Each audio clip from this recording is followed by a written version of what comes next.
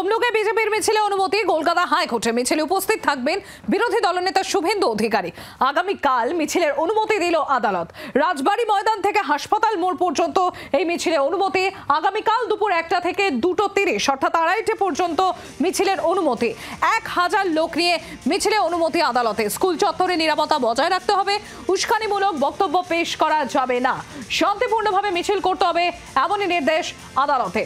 তমলুকে বিজেপির মিছিলে অনুমতি দিল কলকাতা হাইকোর্ট। মিছিলে উপস্থিত থাকবেন বিরোধী দলনেতা শুভেন্দু অধিকারী।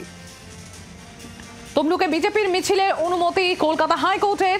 এই মিছিলে উপস্থিত থাকছেন বিরোধী দলনেতা শুভেন্দু অধিকারী, তিনি উপস্থিত থাকছেন। অনুবাংশ নিয়োগী আমাদের প্রতিনিধি রয়েছেন আমাদের সঙ্গে। অনুবাংশ, কলকাতা হাইকোর্টের তরফ থেকে বিজেপিকে মিছিলের অনুমতি দেওয়া হলো, কি কি শর্ত সাপেক্ষে অনুমতি দেওয়া হলো?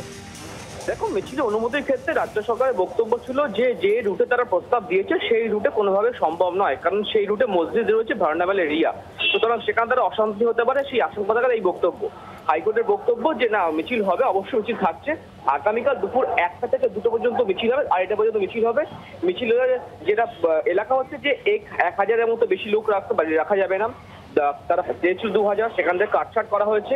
এবং স্কুল চত্বরে নিরাপত্তা বজায় রাখতে হবে, পরীক্ষা চলছে, আর কোনো উস্কানিমূলক মন্তব্য করা যাবে না, এই শর্তে কিন্তু আজকে হাইকোর্ট মিছিলে পারমিশন দিয়েছে। ধন্যবাদ অনুবাংশ।